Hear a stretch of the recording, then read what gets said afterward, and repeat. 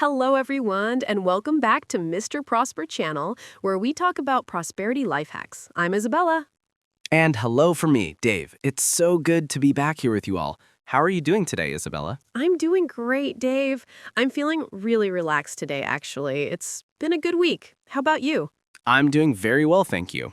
You know, you saying you feel relaxed is the perfect start for our topic today. Oh, really? How so? Because today we are going to talk about creating space in our lives. We're talking about the concept of margin. Margin. Yes. This is such an important topic. And it's not just about money, is it? When people hear the word margin, they often think of finances. Yes, exactly. Financial margin is a big part of it for sure, but we're also going to talk about margin in our time and even in our emotions. It's about creating breathing room in every area of your life. I love that phrase, breathing room.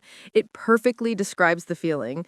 It's that feeling of not being stressed or rushed. It's about having a little extra. That's the one. So for all our listeners, get ready to learn how to create more peace and less stress in your life. But before we dive in, we have a small favor to ask. That's right. If you enjoy our conversations and find them helpful, please take a moment to click the like button, subscribe to Mr. Prosper channel, and share this episode with a friend. It really helps our community grow, and we appreciate it so much. We really do. Okay, Isabella, are you ready to talk about margin? I am so ready. Let's start with the most common one, financial margin. What does that mean to you, Dave? For me, financial margin is the space between what you earn and what you spend. It's the money that's left over after all your bills are paid and all your necessary expenses are covered. It's your financial breathing room. That's a perfect definition. It's not about being rich. You can have a very high income and have zero margin because you spend everything you make. And someone with a more modest income can have a lot of margin because they live below their means. Yes, exactly. It's about the gap. Think about living without it. That's what we call living paycheck to paycheck.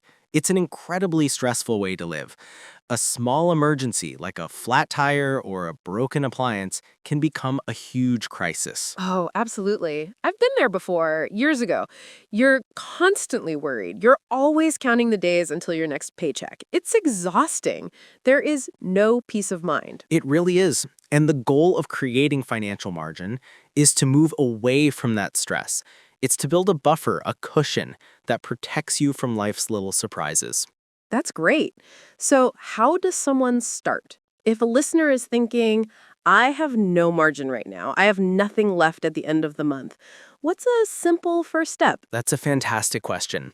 The first step is not to feel overwhelmed. You don't need to create a huge margin overnight. You start small, incredibly small. I like that. So what does incredibly small look like? It could be as simple as deciding to save $1 a day. Or maybe you decide to skip one coffee shop visit a week and put that money aside. The amount isn't the most important part at the beginning. The habit is. Yes, building the habit of paying yourself first, even if it's just a tiny amount.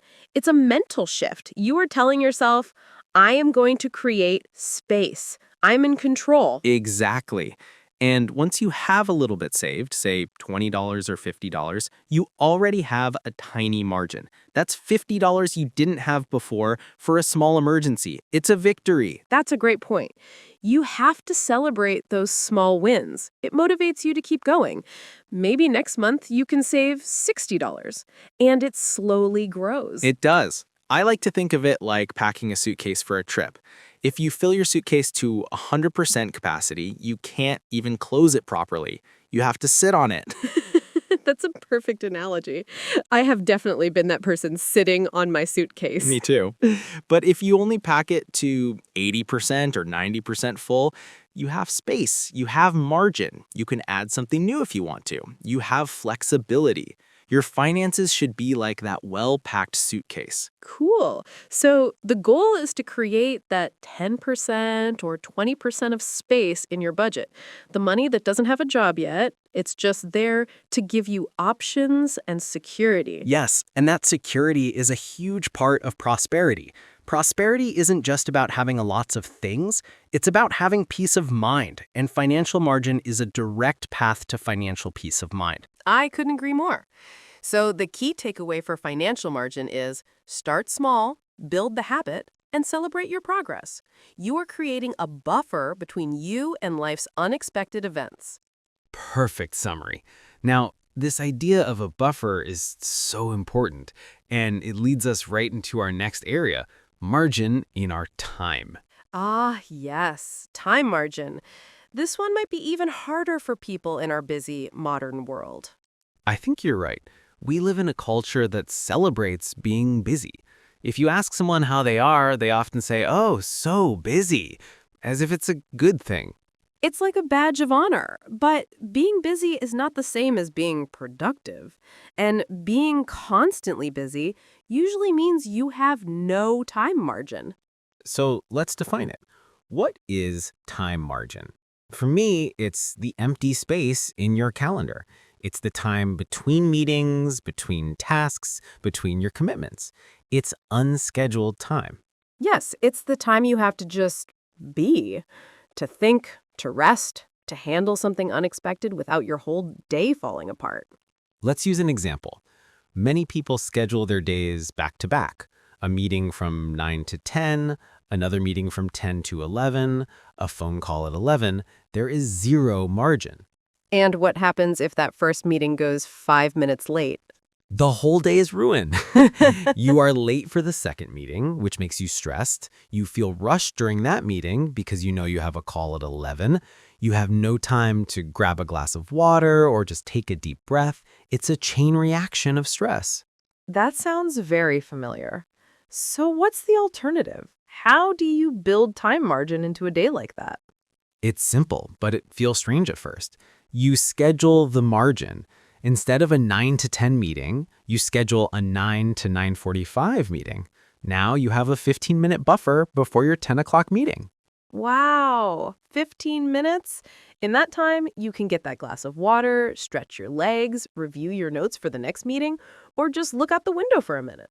Exactly. And if the first meeting runs 5 minutes late, no problem. You still have 10 minutes of margin. You are still on time for your next commitment.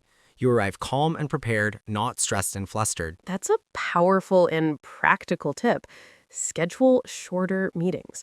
What are some other ways to create time margin? Another big one is learning to say no.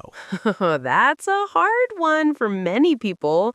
We want to be helpful. We don't want to disappoint anyone. It is very hard, but your time is one of your most valuable resources. You cannot say yes to everything. Every time you say yes to something, you are saying no to something else. If you say yes to working late, you are saying no to having dinner with your family or relaxing at home. That's a great way to think about it. It's about being intentional with your time, choosing what is truly important and creating the space for those things. Right. It's not about being lazy or unproductive. It's the opposite.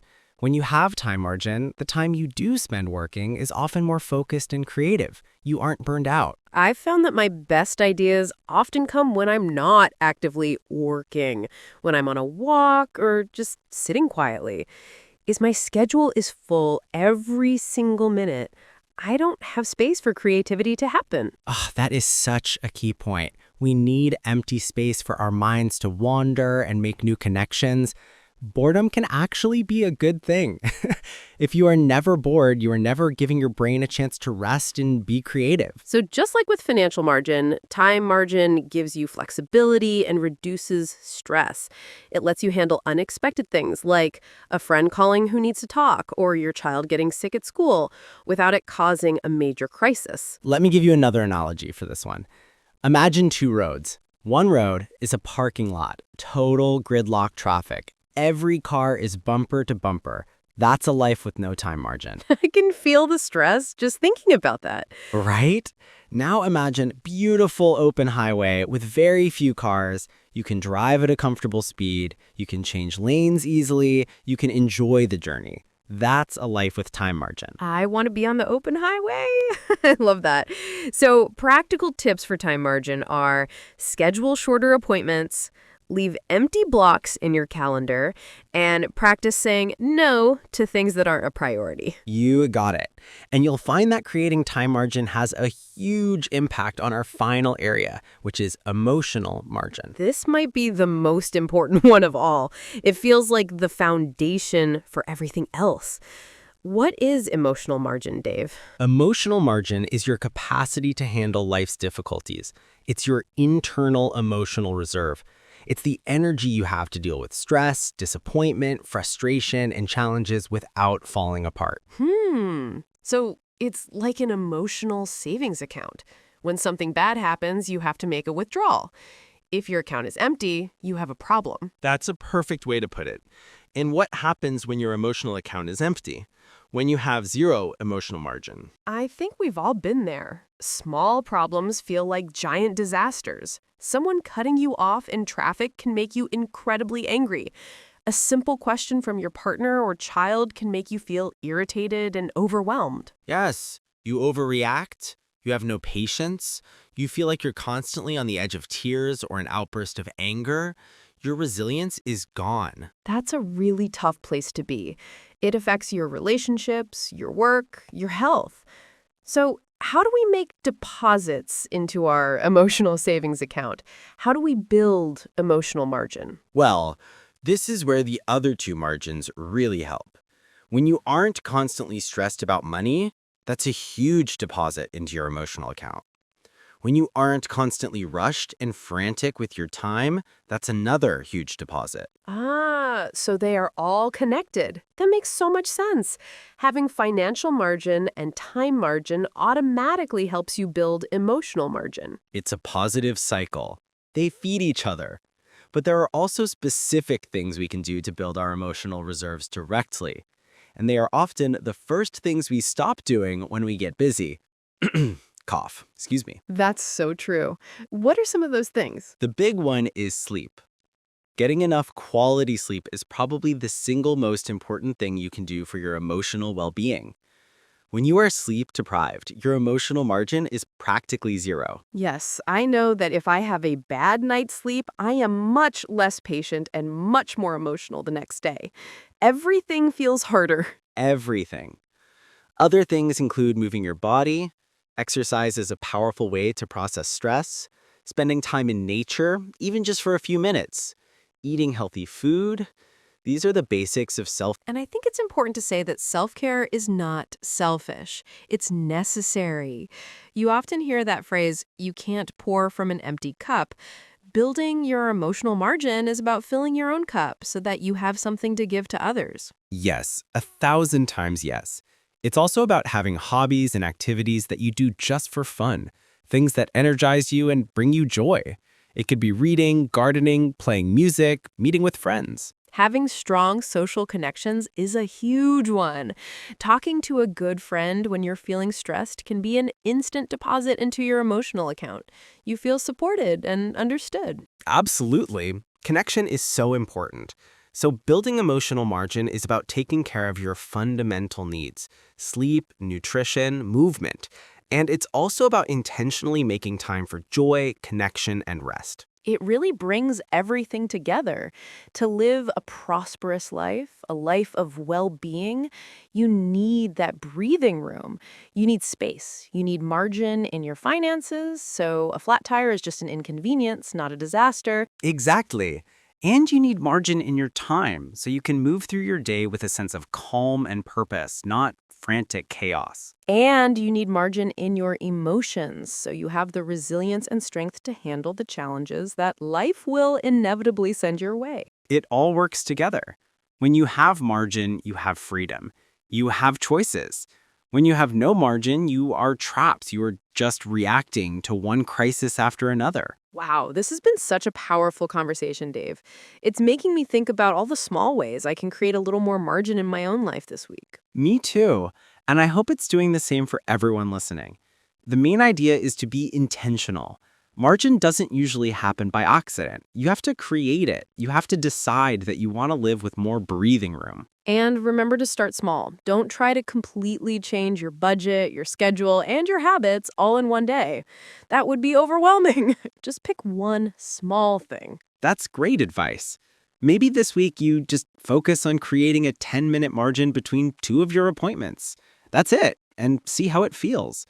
Or maybe you decide to put just $10 into a savings account. Yes, small, consistent steps. That's the key to building a life with more peace, more freedom, and more prosperity. It's about creating that beautiful, open space. A wonderful way to summarize it. Well, that brings us to the end of our discussion today. This was so helpful, Dave. Thank you. Thank you, Isabella. I always enjoy our talks. We would love to hear from all of you listening. Our question for you this week is, what is one small way you can create more margin in your life this week? It could be with your money, your time, or your emotions. Let us know in the comments below. We love reading your ideas and stories. And if you enjoyed this episode and found it valuable, please don't forget to subscribe and share it with a friend who might need to hear this message. Your support means the world to us and helps our channel grow. Thank you all so much for listening to Mr. Prosper Channel. We'll talk to you next time. Bye, everyone. Bye for now.